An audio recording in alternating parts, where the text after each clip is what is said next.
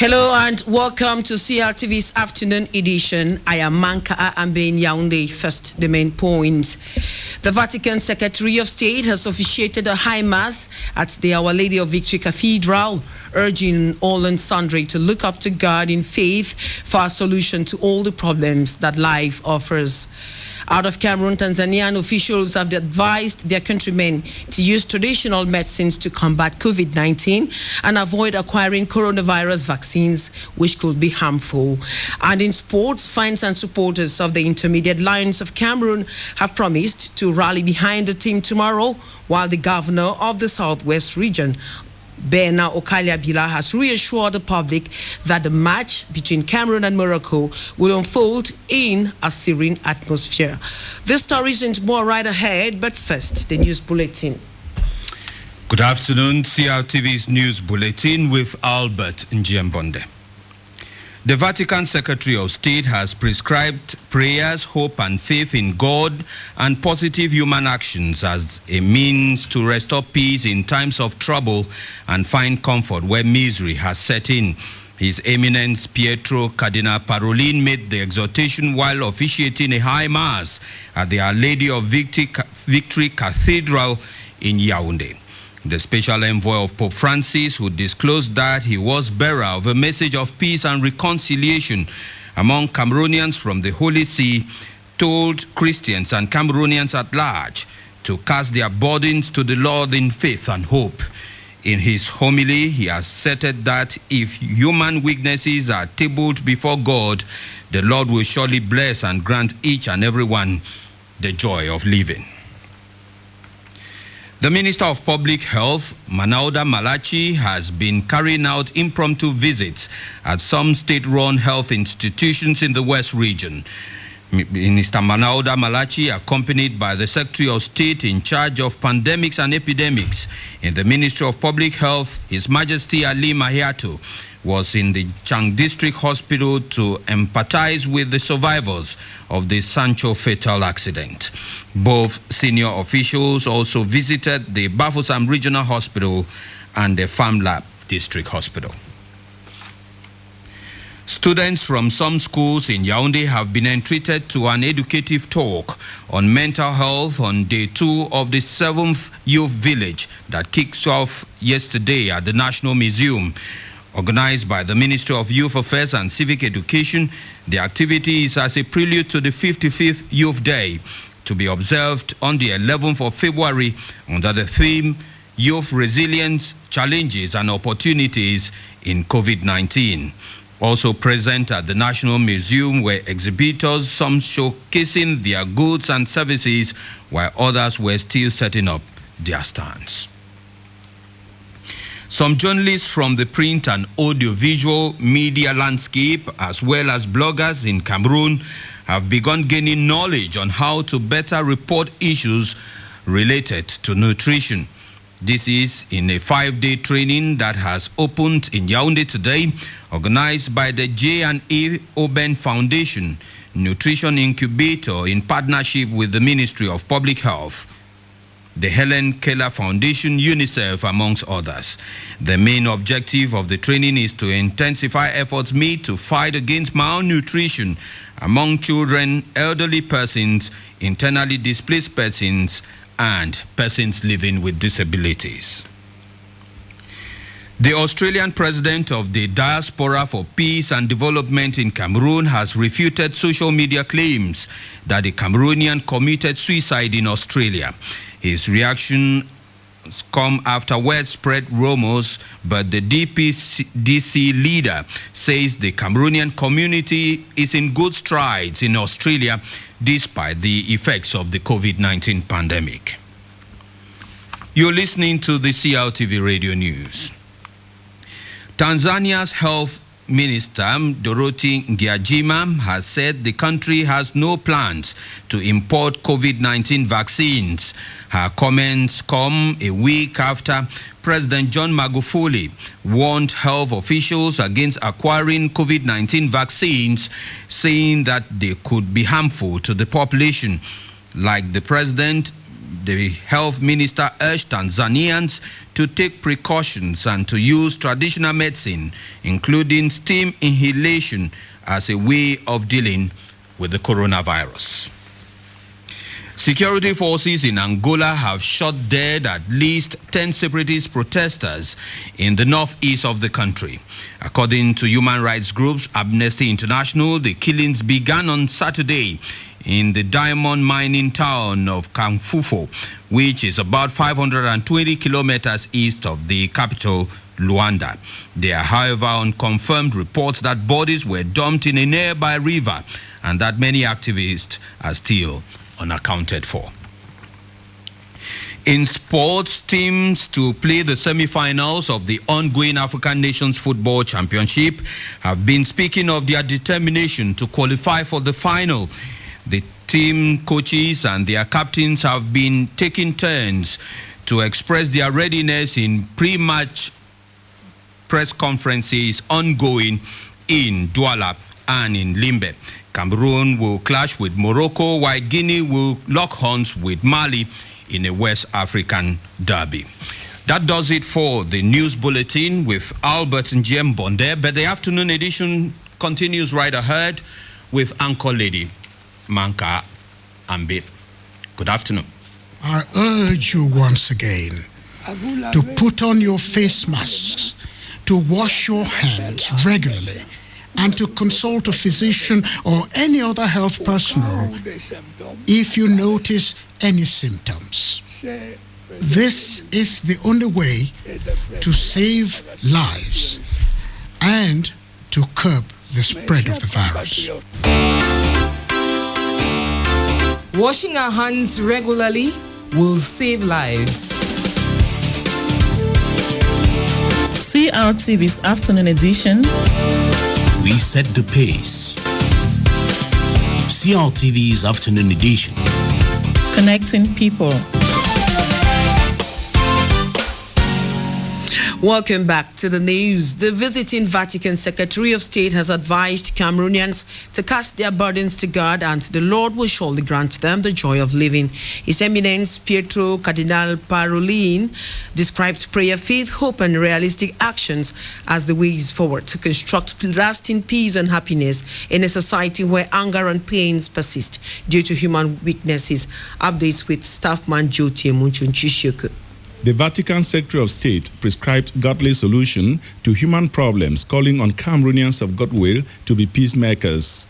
His Eminence, Pietro Cardinal Parolin, speaks out. Everybody with goodwill, with perseverance, with patience can build really a future of peace for everybody in Cameroon. I think that there is space for peace and there is possibility to build the peace if everybody puts his own contribution. In the opinion of the senior Vatican staff, the labor is much and the laborers are very few, calling on the clergy to guard their loins in spreading the good news as February the 2nd is observed as the day of the presentation of Jesus Christ to the temple. Pietro Cardinal Parolin told Christians and Cameroonians by induction to have respect for life, the dignity of the human person, and to bear in mind that God is the giver of life and the only one who has the local standing to take away life. The bearer of the message of peace and reconciliation among Cameroonians from Pope Francis is due to leave Cameroon tomorrow for Rome at the end of his week-long pastoral visit. Joti Moncho. The government of Cameroon has expressed displeasure with the Liberian authorities for illegally issuing a writ of possession on Cameroon's plots acquired in Monrovia in the early 80s to a Lebanese investor. In a summons last Friday, Cameroon's Minister of External Relations invited the chargé d'affaires of the Liberian embassy to explain why no decisive action has been taken to restitute the landed property after several formal appeals. Doris Batetato Ekwen, the following story traces the genesis of the problem.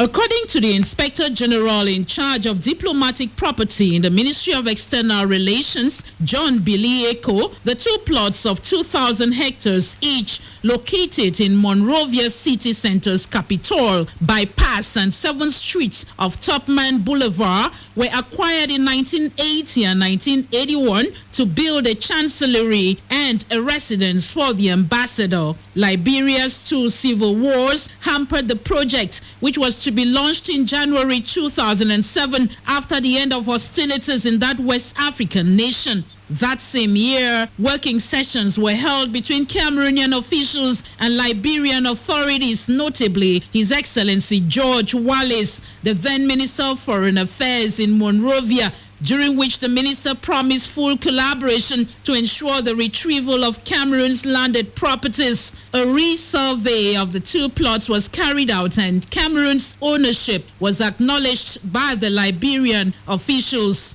In 2011, findings of a land investigation report conceded encroachment on the land of the Republic of Cameroon and her ownership. The following year, the then President Ellen Johnson Sirleaf recognized the gravity of the problem and established a recertification of the title deeds. The ceding of the plots to a Lebanese real estate investor is rather preoccupying, following a thorough investigative process. Cameroon's ambassadors to Liberia have on several occasions requested for the eviction of squatters and trespassers to no avail. High-level meetings initiated by the President of the Republic of Cameroon, Paul Biya, have been held, and numerous formal and recurrent appeals have never been formally replied. The government of Cameroon, which has opted for a diplomatic resolution of the palaver, is inviting the Liberian government to take decisive action to restitute the plots. This to safeguard its long-standing historic and friendship relations, which date to the 23rd of September 1960.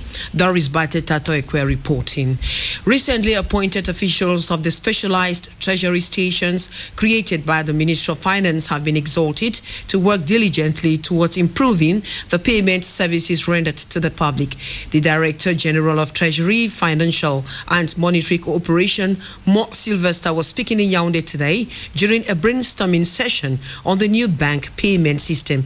Here now is Mort Sylvester with the importance of the new treasury stations. I recall that in June 2019, the Minister of Finance created 10 treasury stations with ministries and 2 general treasury stations, one in Marwa, that's Marwa 2, and another in Yaoundé 2. And in July 2020, the Minister appointed officials to these stations. Those treasury stations are operational. Some have received funds, some have paid salaries, and some have paid expenses through the computer system. So all those payments that used to be done at the level of the Payee General are now going to be done at the level of the various ministries. In terms of congestion, it's going to be highly reduced. They have already started paying and people are very satisfied. So we're organizing all that in such a way that the needs that used to be at the level of the Payee General would now be expressed from the various treasury stations. We had the case of the Mount Cameroon race. Those are things that used to be handled at the central level, but now they are going to be handled at the level of the Paymaster of the Ministry of Sports. The Director General of Treasury, Financial and Monetary Cooperation, Mort Sylvester, talking to the CLTV. Basic education experts have converged in Yaoundé to seek ways of implementing e-learning in primary and nursery schools across the country. This is at a consultation meeting relating to the midterm assessment of the 2020-2021 school year that is underway in Yaoundé under the chair of the Secretary of State in the Ministry of Basic Education, Dr. Ashiri Kilo. Talking to Quintubé Kiale, Dr. Ashiri Kilo sheds light on some key issues to be raised. Take a listen. The midterm has been very good. Fortunately, we started at a very good pace. We still have not had an alarming situation of COVID instances with our children. Our interest is to ensure that the kids continue to stay out of the COVID infection. We are going to be looking at the new budget for the 2021 financial year. There are new laws on this budget, and so we'll expect the Director of Budget to explain to the senior staff what this entails. We also will be looking at inclusive education and distance education, for that matter, which is the in thing now. With what is going on around the world, we need to have our children learn to study from a distance. We are also hopeful that the FENASCO League B games may take place this year, and if the President grants us that permission, we need to know how prepared we are. The Secretary of State in the Ministry of Basic Education, Dr. Ashiri Kilo. Nutritionists in Cameroon say about 45% of child mortality is caused by malnutrition. This information was made at the start of a 5-day training for journalists and communicators to upgrade their skills in nutrition reporting. The initiative is that of the J&A Foundation Nutrition Incubator in collaboration with the Ministry of Public Health, UNICEF, and the Helen Keller Foundation. Patience Wingo. Going by experts, the field of nutrition is vast and there are a lot of things about it that are under-communicated. The co-founder and president of the J&A Foundation, Professor Julius Oben, says journalists are those who are better placed to restitute issues related to nutrition. It's not just important giving people what to eat, but we think that the message has to get to every strata of society to be able to effectively tackle the problem of malnutrition. Journalists have a key role, so we're hoping that the technical knowledge we give them, they will be able to use that, put it in the best way of communicating it and passing that message across to the population. Professor Julius Oben adds that it is important for journalists through nutrition reporting to join in the fight against malnutrition, especially among children, elderly persons, internally displaced persons, and persons living with disabilities.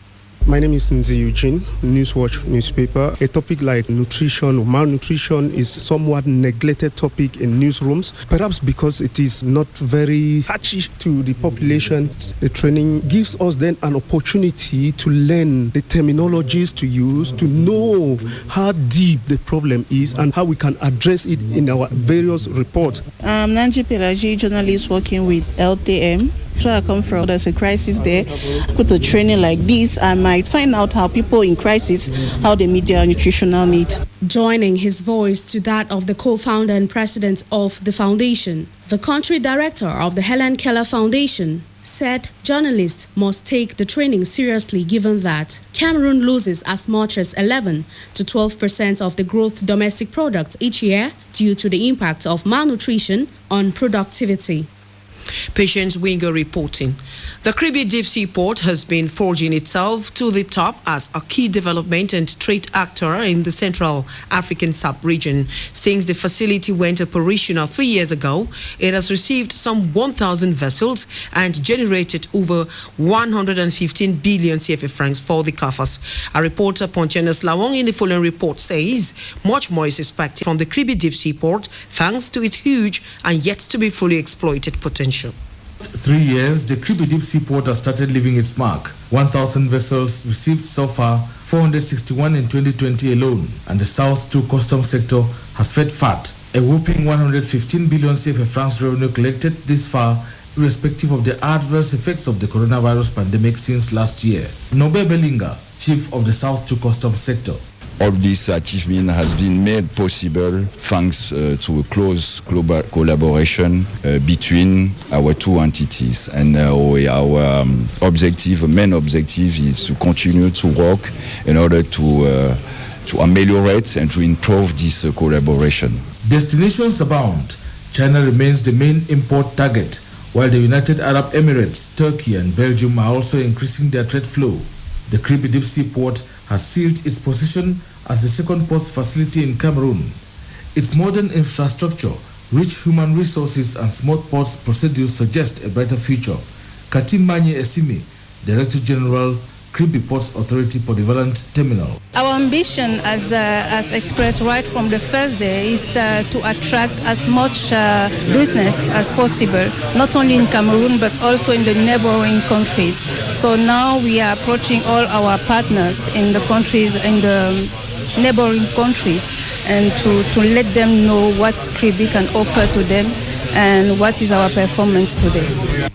The recent installation of 2 production units, one for cocoa transformation and the other for tractor assembling, sends strong signals that Kribi will in the near future play a leading role as far as international trade is concerned on the African continent. This due to its huge potential yet to be fully exploited. This is Pontianus Lawong in Kribi. The 6th edition of the African Nations Football Championship (CHAN). The special slots on the news. You're welcome to a sports package. The semi-finals of the 2020 African Nations Football Championship get into action tomorrow with two cracking fixtures. Mali face Guinea in the first semi at the Japoma Stadium in Douala at 4 p.m. while at 8 p.m. host Cameroon will lock horns with Morocco at the Limbe Omnisport Stadium. In the following write-up, Njeno Ebai previews these two games, which he says will be full of spectacle. Mali in recent times have become a certified laboratory of youth football on the continent and perhaps across the globe.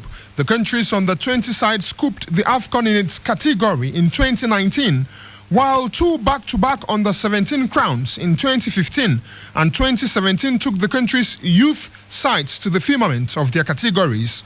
This domination in the youth leagues is what coach Nuhum Diani and Mali's intermediate football team hope to emulate on the continental scene.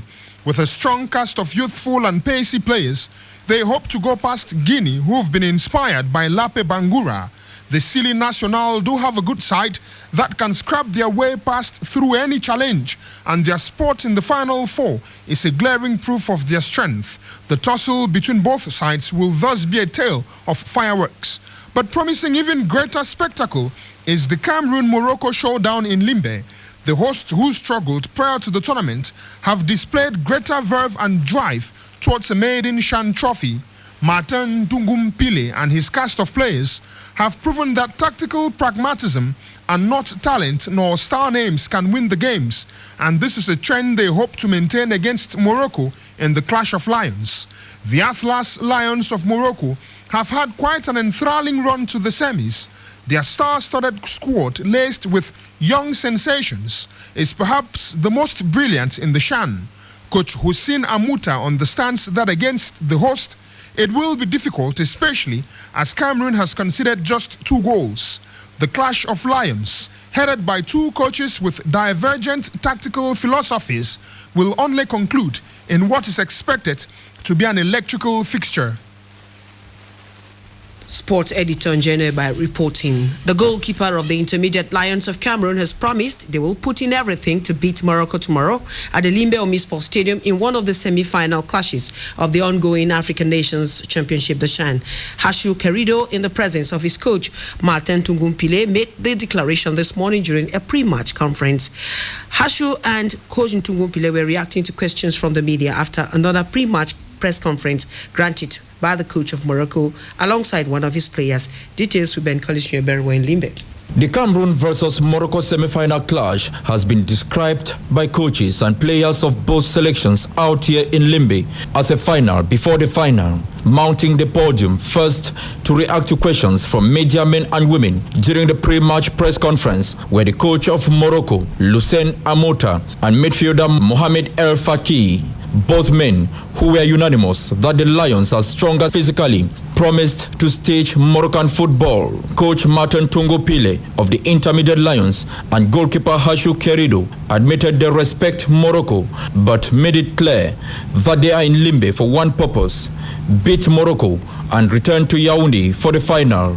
Goalkeeper Hashu Kerido, who said the atmosphere in the Lions' den is serene, promised they will fight from the first to the last minute for the qualification ticket to the final of the 6th African Nations Football Championship. The coach of the Lions, Martin Tungumpile, said they are also counting on the population in Limbe. I expect the public of Limbe to support the team. I would like the crowd to come early and to bring Cameroon to victory. The Atlas Lions of Morocco are in Douala, from where they would leave this Wednesday for the semi-final clash against the Intermediate Lions, who are based some 4 kilometers away from the Limbe Omnisport Stadium.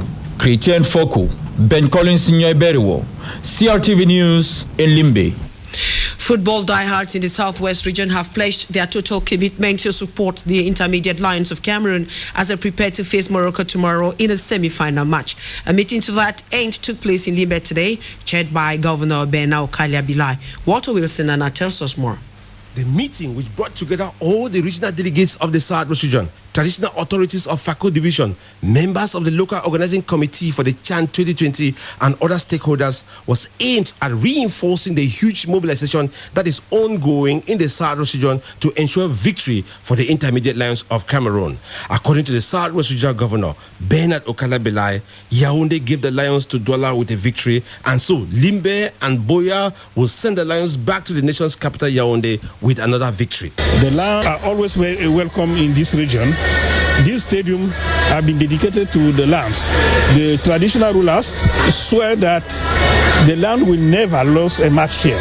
Chief Samuel Epupa Ekum, honorary president of the Limbe Chiefs Conference, indicated that with God and in consultations with their ancestors, victory will come the way of the Cameroonian flag bearers at the CHAN 2020. We are counting on God first and our ancestors here in FACO and the Southwest and Cameroon in general. We are going to beat Morocco here at the Limbe Omnipol Stadium. The population is anxious to come to the field. We are telling them to make sure that they come to the field with their mask. With everybody looking towards the Limbe Omnipol Stadium for a great match tomorrow at 8 p.m. Cameroon time, we can only wait for the beautiful game to take off.